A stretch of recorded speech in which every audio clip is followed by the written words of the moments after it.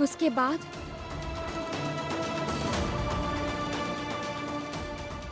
पहले मैं तुम्हारी एक आंख फोड़ दूंगा, फिर गाना गाकर रास्ते में भीख मांगना। वहां से भाग निकलने के बाद मैं यही बात सोच रही हूँ। वो लोग जैसे मुझे पकड़ के ले गए थे, ऐसे पता नहीं और कितने लोगों को पकड़ लेते होंगे और उन लोगों को अपाहिज करके उनसे भीख मंगवाते होंगे और उनको बचाने वाला कोई नहीं है। आप जानते हैं कि मुझे माँ ने रास्ता दिखाया और मैं निकल गई, लेकिन बहुत सारे लोग अब भी उनकी जाल में फंसे और उनके कहने पर भीख भी मांगते हैं। जानते हैं डॉक्टर साहब, मैं इस बात को बिल्कुल नहीं भूल पा रही हूँ। मैं जितना सोचती हूँ मुझे उतना ज्यादा गुस्सा आता है, उतनी तकलीफ होती है। लेकिन मैं जानती हूँ देवी माँ है। आप देखिएगा डॉक्टर साहब, देवी माँ उन्हें खुद सजा देंगी। माँ को उन्हें सजा देनी ही होगी। गौरी, गौरी, रो मत।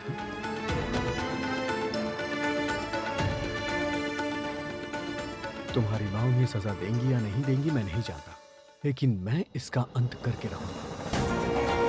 उन्होंने तुम्हें घर से किडनैप करने की कोशिश की है ना, इसकी सजा उन्हें मिल के रहेगी गौरी।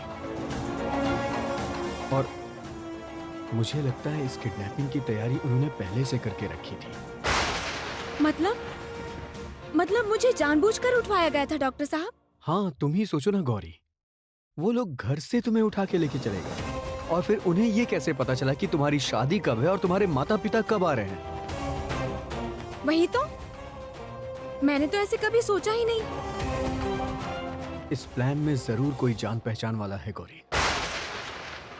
अच्छा, कहीं ये सनातन का काम तो नहीं है? ये क्या बोल रहे हैं डॉक्टर साहब? सनातन काका यहाँ तक आए हैं? आश्चर्य वाली कोई बात नहीं है गौरी। तुम उन लोगों में से किसी को पहचान पाई थी? नहीं डॉक्टर साहब, वो लोग देखने में तो शहर में रहने वाले ही लग रहे थे। इसके बारे में सोचना पड़ेगा। पर गौरी, इसके बारे में घर में किसी को मत बताना। घर में लोगों को पता चला तो एक नया ही हंगामा शुरू हो जाएगा। और गौरी, तुम ये रात बिरात फूल तोड़ने जाना बंद कर दो ना। अरे वाह, फूल तोड़ने क्यों नहीं जाऊंगी? सारा दिन कैदी की तरह घर में रहूंगी और फूल तोड़ने की तो मुझे आदत है। नहीं, ये नहीं हो सकता। मैं तो फूल तोड़ने जाऊँ। हाँ, जाओ ना, फिर से जाओ। कोई अगवा करके ले जाएगा, हाथ पैर तोड़ देगा ना तो समझ में आ जाएगा। इतना आसान है क्या? उस बार तो मैं डर गई थी, अगली बार उन लोगों को मजा चखा दूंगी। ओहो मेरी झांसी की रानी। सुनो गौरी, मनमानी करना अब बंद कर दो। अरे तुम्हें कुछ हो गया तो फिर मैं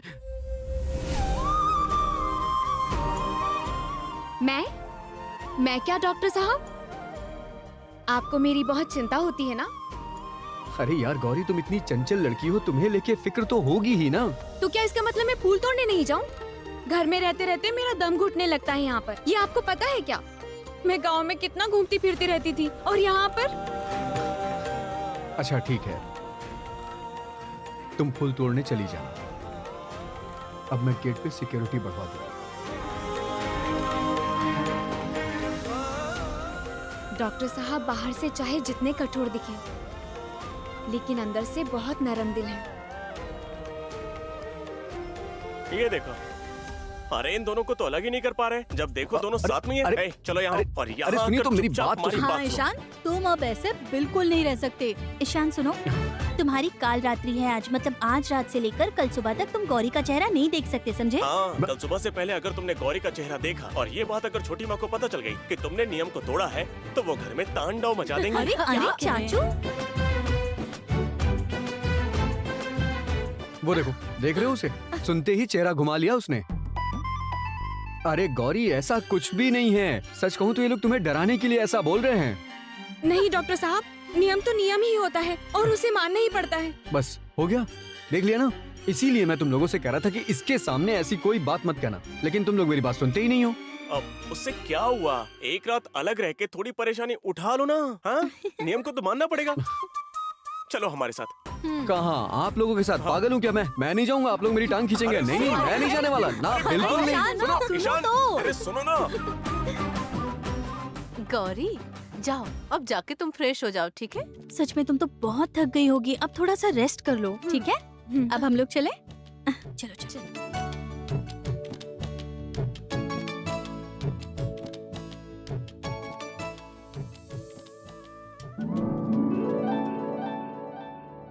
आओ बेटा, आओ। ये है मेरा कमरा। चलो तुम यहाँ बैठो।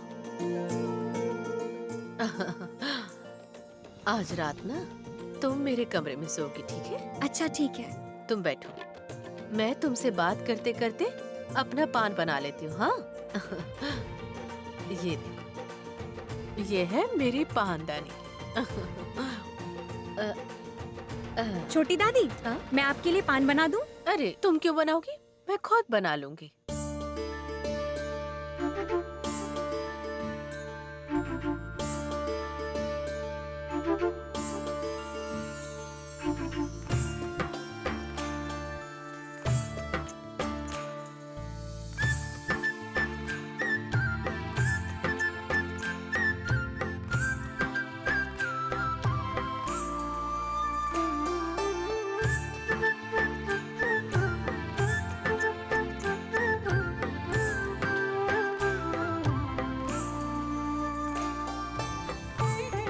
ओ छोटी दादी, हाँ? मैं आपके लिए पान बना देती हूँ। फिर से वही बात करने लगी। अब तो इतनी बेचैन क्यों हो रही है बता? चुपचाप बैठ ना, क्या सोच रही है? मैं चुपचाप नहीं बैठ पाती हूँ छोटी दादी, यही तो मेरी परेशानी है। सुनिए ना, ऐसा कीजिए कि मुझे करने के लिए कोई काम दे दीजिए, तभी मुझे शांति मिलेगी। सुनो इस लड़की की बात, तुम नई दुल्हन हो ना, क्या काम करोगी? हाँ, काम नहीं करती हूँ तो पता नहीं कैसा कैसा लगा है। कितने दिनों से तो बस बैठी ही रह रही हूँ। मुझे बिल्कुल नहीं अच्छा लग रहा। अरे बाबा सुनो ना, इस घर में काम करने वाले बहुत लोग हैं, फिर तो बेकार में काम क्यों करेगी? मैं जानती हूँ छोटी दादी, फिर भी मुझे काम करने का मन कर रहा है। खाली बैठना मुझे बिल्कुल भी पसंद नहीं है। आपको पता है इस वक्त मैं घर पर कितना काम किया करती थी? अच्छा, उठकर लीपती थी, माँ के साथ मिलकर खाना बनाती थी, गांव के लोगों से मिलने जाती थी, कोई बीमार होता था तो उसकी सेवा करती थी, और बिट्टू के साथ अमरूद भी तोड़ने जाती थी। और देवी माँ के मंदिर का काम तो था ही। ओ छोटी दादी, क्या? मैं माँ के मंदिर का सामने वाला हिस्सा साफ कर देती हूँ। हाँ, मैं यही करती हूँ। देखो देखो इस लड़की को तो देखो। अरे वहाँ नहीं जाना है तुझे, कुछ भी नहीं करना है, कहा ना? ये देखो, अब इस लड़की ने मुंह लटका लिया। बाप रे, अगर तुझे काम नहीं दिया तो तू ऐसे ही मुंह लटका कर रहेगी। पर मैं तुझे क्या काम दूं? क्या दूं? हाँ, एक काम कर, मैं फूलों का इंतजाम करती हूँ, तू बैठकर फूलों का माला बना ले। कर लेगी ना?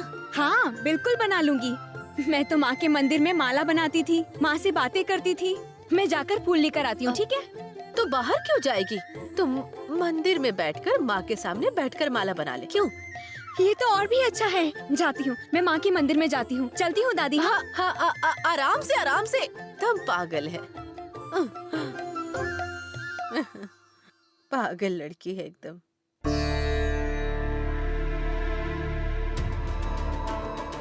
उस दिन मैं बगीचे में फूल तोड़ने गई थी। एक आदमी आकर कहता है कि माँ पिताजी मुझसे मिलने बाहर खड़े हैं। बाहर क्या देखा, कोई नहीं था। और उसके बाद उसने मेरी नाक पर रुमाल रख दिया और वो लोग कह रहे थे कि मेरी आंखें फोड़कर मुझसे गाना गवाकर भीख मंगवाएंगे। गौरी को घर के अंदर से किडनैप कर लिया गया। इस तरह का खतरनाक काम कौन कर सकता है आखिर? भाभी, भाभी, ओ भाभी कमरे में नहीं है। अच्छा तो फिर ठीक है, मैं जाता हूँ। रुको रुको रुको, यहाँ यहाँ यहाँ। अगर भाभी नहीं है तो चले जाओगे क्या? हाँ तो और क्या करूँ, भाभी से ही तो बात करनी थी। क्यों, मुझसे बात नहीं कर सकते हो? अब आपसे क्या बात करूँ? अभी भाभी हमारे घर में नई आई है ना, तो भाभी की देखभाल करना मेरी जिम्मेदारी है। बहुत तेज हो गए हो, बहुत तेजी से दिमाग चलता है। अरे नहीं नहीं, क्या है कि मैं यहाँ सबसे बड़ा हूँ ना, इसलिए मेरी बहुत सारी जिम्मेदारियाँ हैं। अच्छा अब मैं चलूँ? जाओ।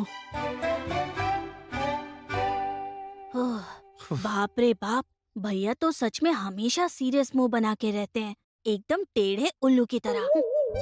ए, रुको रुको रुको रुको। कुछ बोला क्या तुमने? मैंने कुछ नहीं कहा, मैं जाता हूँ। मैंने कहा ना रुको। ए, रुको। सच सच बताओ क्या बोला तुमने? मैंने तो कुछ नहीं कहा, मैं क्या कहूँगा? फिर से झूठ बोल रहे हो? हाँ, मैंने साफ साफ सुना तुमने मुझे गुस्सैल उल्लू कहा। किसने सिखाया ये सब तुम्हें? ये तो एक सीक्रेट है, मैं नहीं बता सकता। ओह, सीक्रेट क्या है? हाँ, जल्दी बताओ। बताता हूँ, सिर्फ डांटते रहते हो। भाभी ने ऐसा कहा। वो देखिए माँ बुला रही है, अब मैं जाऊँ? हाँ माँ, मैं आ रहा हूँ।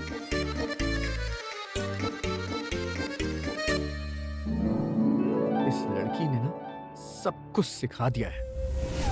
सच में इस गौरी का मैं क्या करूं, हमेशा शैतानी करती रहती है। हाँ, ऊपर से आज कालरात्रि है, अजीब नियम है, उसका चेहरा भी नहीं देख सकता। फिर से वो कहीं चली तो नहीं गई ना? सच में इस लड़की का कोई भरोसा नहीं है, पता नहीं कब क्या कर बैठे।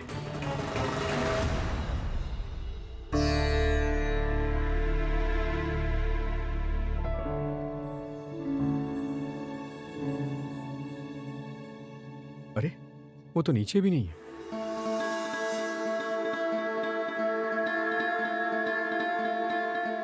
अच्छा, अब तुमने गौरी को कहीं देखा क्या? नहीं तो। ठीक है, कहाँ चली गई ये लड़की? वो देखो देखो, भैया के जरा कारनामे तो देखो। बीवी नहीं दिख रही है तो मन कितना बेचैन हो गया है। हाँ दीदी, वो तो मैं भी देख रही हूँ कि भैया अपनी बीवी को 1 मिनट के लिए भी अपनी नजरों से दूर नहीं कर पाते। पर चाहे जो भी कहो, गौरी में टैलेंट बहुत सारा है। वो लड़की सबसे अलग है, वरना जो इंसान एक पल भी घर पे नहीं रहता था, हमेशा घर से बाहर बाहर रहता था, वो अब सारा समय घर पे रहता है। सोचो जरा। हाँ दीदी, आपने ये बात बिल्कुल सही कही है। हाँ वो रिबन दो। लीजिए। अजीब बात है, पूरे घर में गौरी कहीं नहीं दिखाई दे रही। कहाँ चली गई वो लड़की?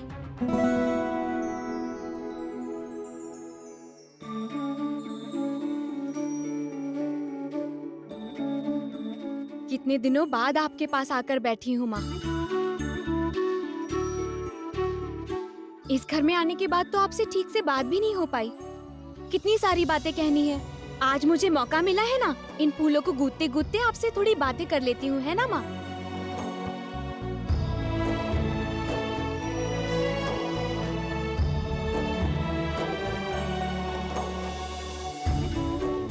वहाँ मंदिर में कौन बैठा है? अच्छा, आपने गौरी को कहीं देखा है क्या?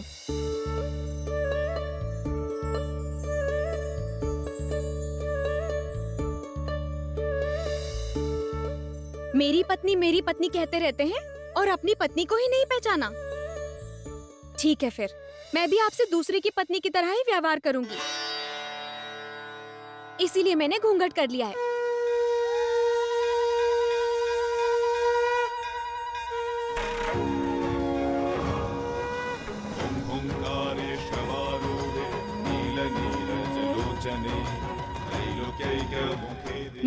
मेरी पत्नी कहते रहते हैं और अपनी पत्नी को ही नहीं पहचाना। मैं भी आपसे दूसरे की पत्नी की तरह ही व्यवहार करूंगी। इसीलिए मैंने घूंघट कर लिया है।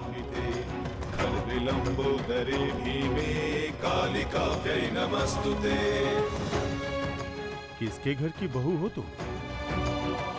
आपने खुद की पत्नी को ही नहीं पहचाना। ठीक है, फिर आज से मैं आपसे पर स्त्री की तरह व्यवहार करूंगी।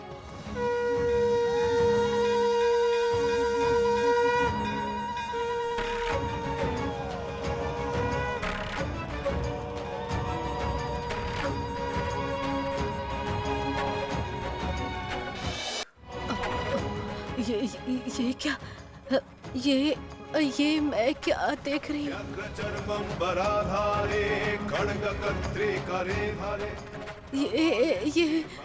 ये मैं क्या देख रही हूँ? ये क्या है? क्या देख रही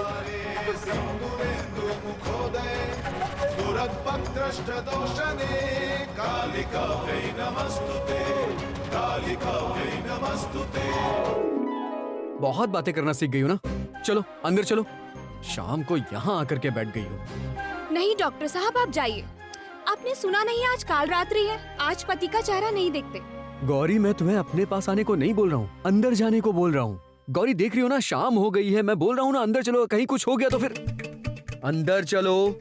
आप चिंता मत कीजिए डॉक्टर साहब, माँ के पास रहकर मुझ पर कोई विपत्ति नहीं आएगी।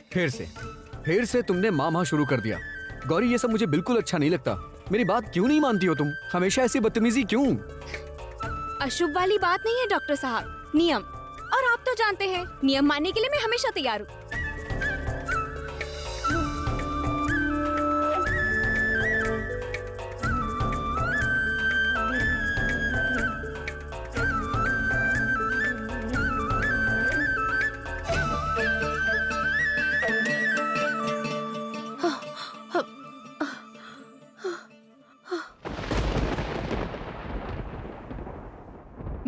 मेरी पत्नी कहते रहते हैं, आपने खुद की पत्नी को ही नहीं पहचाना। ठीक है, फिर मैं भी आपसे दूसरे की पत्नी की तरह ही व्यवहार करूंगी, इसीलिए मैंने घूंघट कर लिया है।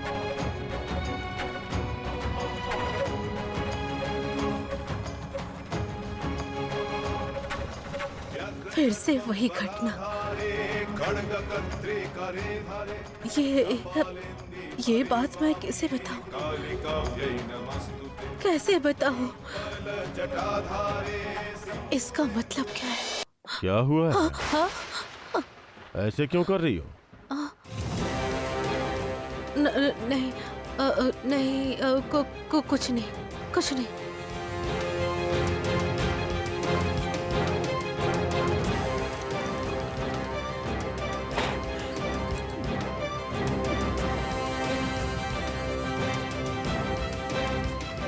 आजकल तुम्हारा नाटक कुछ ज्यादा ही होने लगा है, साथ ही हिम्मत भी बढ़ने लगी है। जब जो मन में आता है कह देती हो, सबके सामने शैलू से जबान लड़ा रही हो। थोड़ा सावधान हो जाओ, वरना इसका अंजाम अच्छा नहीं होगा।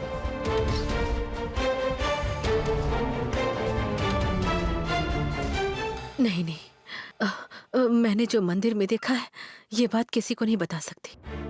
किसी भी हालत में किसी को पता नहीं चलना चाहिए, कभी नहीं। गौरी, कहाँ जा रही हो तुम? डॉक्टर साहब, आप मुझे नहीं पकड़ पाएंगे। गौरी, मैं तुम्हारे साथ कोई खेल थोड़ी ना खेल रहा हूँ। गौरी,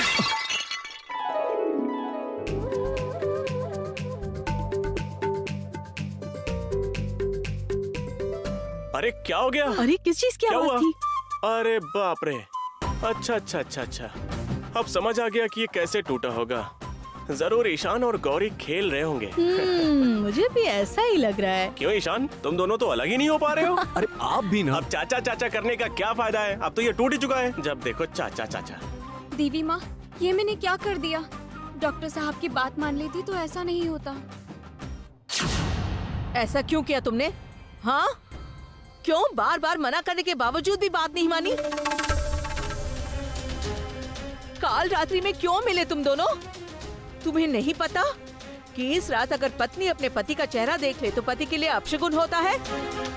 जानबूझकर मेरे बेटे का ऐसा अपशगुन कर डाला तुमने, क्यों? इसीलिए मैं इस लड़की को कुलक्षणी कहती हूँ।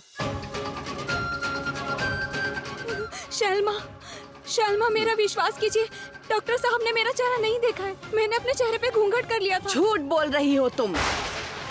सबके सामने पकड़ी गई हो तो झूठी बातें बनाकर सबको फुसला रही हो।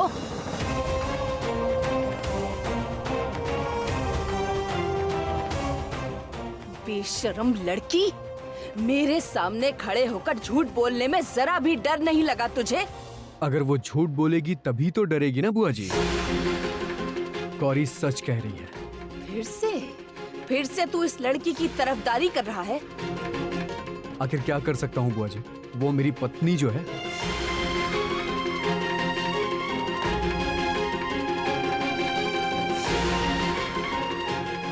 डॉक्टर साहब, और वैसे भी गौरी ने मेरा चेहरा नहीं देखा बुआ जी। और मैंने भी नहीं देखा। देख भी कैसे सकता हूँ बताइए? ये देखिए कितना बड़ा घूंघट डाल रखा है उसने। जान भले चले जाए लेकिन घूंघट नहीं हटाएगी। और सबसे बड़ी बात बुआ जी, आप ये दोषारोपण करना बंद कर दीजिए। क्या कहा तूने? दोषारोपण? मैं ठीक बोल रहा हूँ बुआ जी। गौरी तो मेरे पास आई ही नहीं थी, मैं ही गया था उसे बुलाने के लिए। अगर आप लोग नहीं जानते हैं तो क्यों उसे दोषी बनाते हैं आप लोग? और एक बात और, अगर वो मेरा चेहरा देखेगी तो मेरे लिए अपशगुन होगा, तो इससे मुझे कोई आपत्ति नहीं है।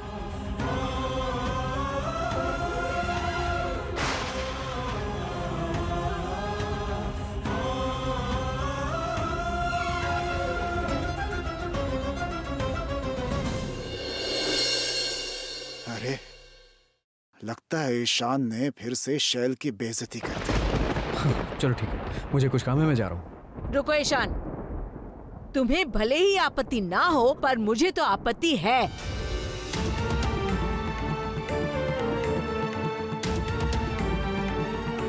तुम भले ही मुझे माँ नहीं मानते हो, पर मैं जानती हूँ ना कि तुम मेरे बेटे हो। इसलिए तुम चाहो या ना चाहो, तुम्हारे अच्छे बुरे के बारे में मैं सोचूंगी। माँ, आप मेरा अच्छा बुरा सोचेंगी अब? हाँ, कब? मुझे तो कभी ऐसा लगा ही नहीं। मुझे तो ये लगता है कि जब जब आपने मेरे बारे में अच्छा सोचा है, मेरे साथ कुछ ना कुछ बुरा ही हुआ है।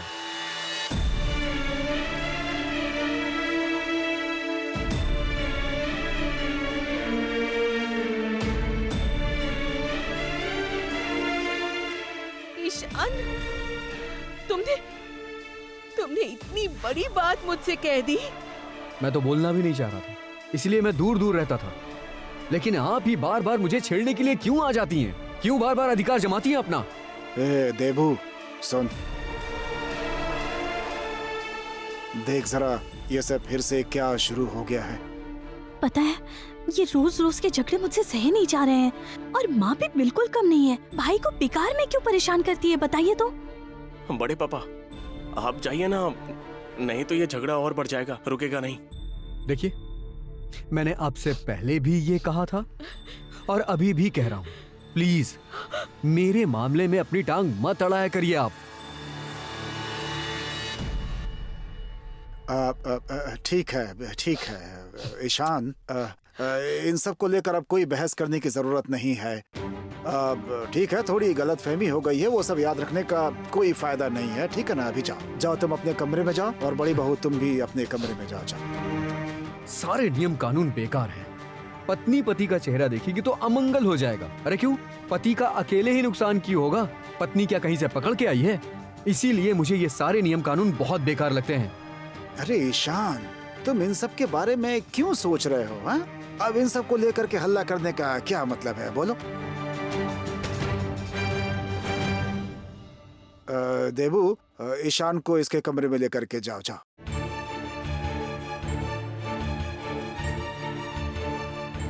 गौरी, तुम बिल्कुल भी मत रो, बिल्कुल मत रो। चलो कमरे में चलो। रुक जाओ।